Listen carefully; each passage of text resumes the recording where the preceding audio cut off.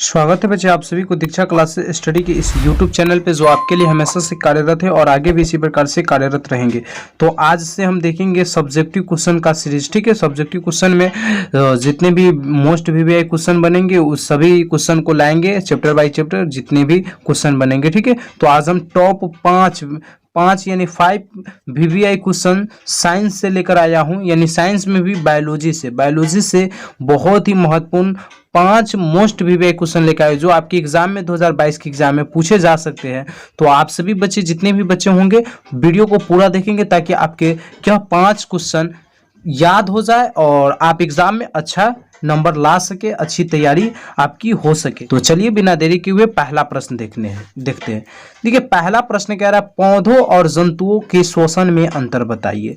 आज का most VVI का क्वेश्चन पहला नंबर कह रहा है पौधों और जंतुओं के श्वसन में अंतर बताइए। यहाँ पे हम इसका आंसर लिखे हुए 2-3 पॉइंट में इसी तरह से आपको देना है। ठीक है, पहला पॉइंट में लिखना है पौधों में श्वसन दर जंतुओं के अपेक्षा धीमी होती, यानी जो पौधों में होती है श्वसन दर धीमी होती है और जंतु में क्या होता है सांस लेने की क्रिया रफ्तार में होती है और पौधों में धीरे होती है। तो पहला हम यह लिख देंगे। तो दूसरा में है पौधों के द्वारा बहुत कम मात्रा में गैसों का परिवहन होता है जबकि जंतुओं में बहुत अधिक मात्रा में गैसों का परिवहन होता है। देखिए पौधों में क्या होता है बहुत अधिक यानी बहुत कम मात्रा में गैसों का आदान प्रदान होता है, यानी परिवहन होता है, एक जगह से दूसरे जगह जाने का क्रिया होता है। वही क्या होता है जंतुओं में यह क्रिया बहुत ही स्पीड में होता है, यानी बहुत सेकंडों की स्पीड में होता है, समझिए। तो यहाँ पे क्या लिखेंगे जबकि जंतुओं में बहुत अधिक मात्रा में गैसों का आदान प्रदान होता है। यह भी हो गया।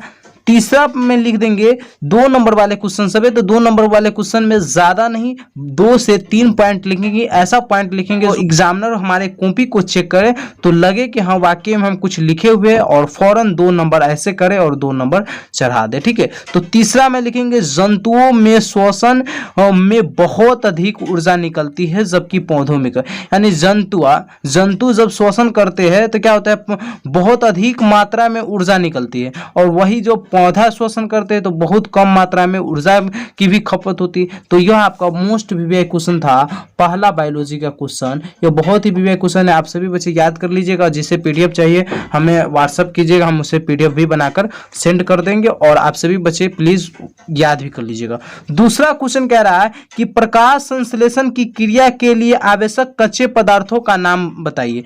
प्रकाश संश्लेषण की क्रिया के लिए आवश्यक कच्चे पदार्थों के नाम बताइए। तो आप लिखिएगा प्रकाश संश्लेषण की क्रिया के लिए आवश्यक कच्चे पदार्थों का नाम निम्नलिखित है। ऐसे लिख दीजिएगा। पहला में सूर्य प्रकाश, दूसरा में लिख दीजिएगा क्लोरोफिल, क्या लिखिएगा दूसरा में क्लोरोफिल, तीसरा में कार्बन डाइऑक्साइड जिसे CO2 भी कहते हैं और चौथा में जल लिख दीजिएगा यानी H2O भी। यानी अगर प्रकाश संश्लेषण पौधा में होना है तो यह 4 कार्य कम से कम कच्चा पदार्थ रहेगा तभी जाकर प्रकाश संश्लेषण हो पाएगा, अन्यथा नहीं हो पाएगा। समझ में आया? ये 2 क्वेश्चन बहुत ही VVI क्वेश्चन थे। अगला क्वेश्चन देखेंगे तीसरा नंबर क्वेश्चन क्या कह रहा है।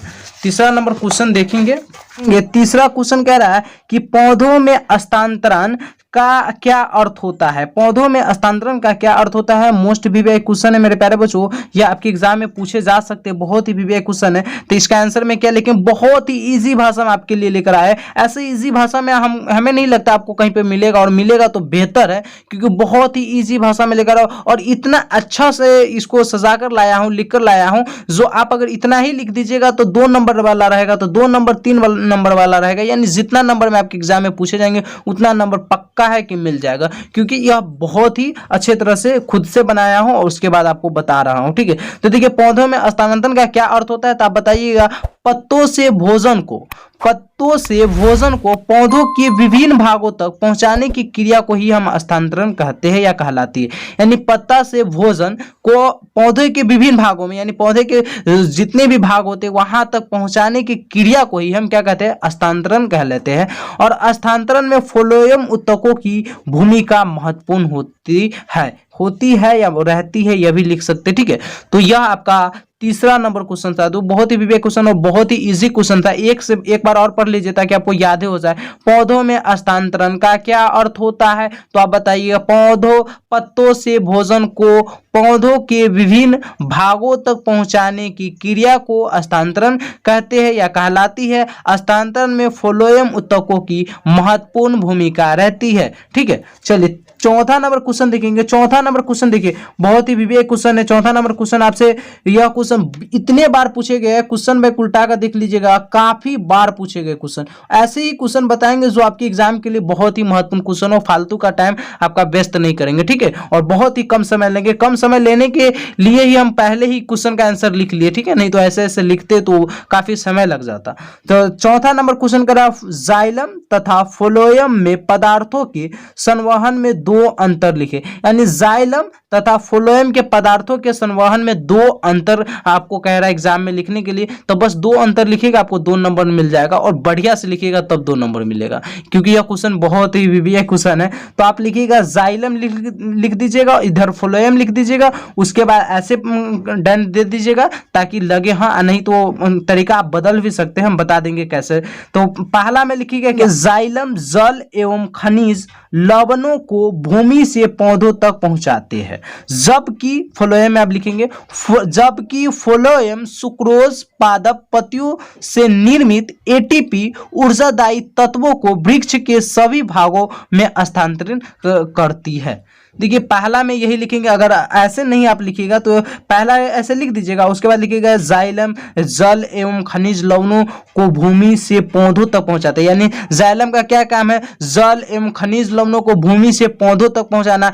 जबकि फ्लोएम का कार्य क्या होता है? फ्लोएम सुक्रोज पादप पत्तियों से निर्मित एटीपी ऊर्जादायी, यानी जो ऊर्जा देने वाले तत्व होते हैं, वृक्ष के सभी भागों तक हस्तांतरित करता है। तो यह हो गया पहला में। दूसरा में लिखेंगे, बस दूसरा बहुत इजी। दूसरा में लिखेंगे जाइलम अवशोषण का कार्य करती है, जबकि फ्लोएम वितरण का, यानी वितरण मतलब क्या था? फ्लोएम बांटने का कार्य करती है, और जाइलम जमीन में मिट्टी में रहती है, तो इसलिए क्या करती है? अवशोषण का कार्य करते हैं। बस दो बहुत ही बीबी आई है। इस दोनों टॉपिक को आप लोग बुक में लिख ही लीजिएगा, एक कॉपी बना लीजिए आज से ही। क्या कहते हैं, 2 नंबर वाले कॉपी ऐसे लिख सकते हैं, 2 नंबर वाले कॉपी या कुछ भी लिखकर आप अच्छा से कॉपी बना लीजिए, ताकि जो भी क्वेश्चन कराएंगे उस क्वेश्चन को आप सभी बच्चे ध्यान से देखेंगे और ध्यान से पढ़ेंगे, और इस क्वेश्चन सबको याद करने की कोशिश करेंगे। ऐसे पूरे क्वेश्चन तो हम यहाँ पे याद ही करा देते हैं, ज्यादातर आपको समझ में आ जाए, और समझ में ना आए तो कमेंट कीजिएगा, ताकि हम अगले वीडियो से आपको बेहतर तरह से समझाने की कोशिश करेंगे।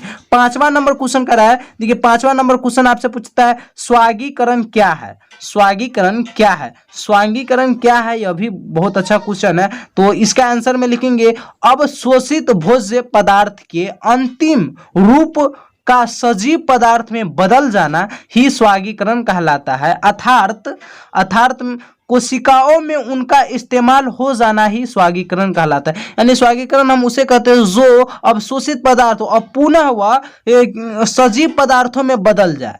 तो जो भी अवशोषित पदार्थ होते हैं, बहुत सारे ऐसे पदार्थ होते हैं जो पुनः सजीव में बदल जाते हैं, तो उसे हम क्या कहेंगे? स्वागीकरण कहेंगे। अर्थात कोशिकाओं में उनका इस्तेमाल हो जाना है, यानी कोशिका जो वो बन जाता है, तो उसे हम क्या कहते हैं? स्वागीकरण कहते हैं। आशा करते हैं यह छोटा सा वीडियो और मोस्ट 5 विवेक क्वेश्चन आपको अच्छा लगा हो तो चैनल को सब्सक्राइब कीजिए, लाइक कीजिए, और अपने सारे दोस्तों में फैला दीजिए इस वीडियो को, ताकि वो भी बेहतर तैयारी कर सके। धन्यवाद, थैंक यू सो मच। फिर मिलते हैं अगले वीडियो में।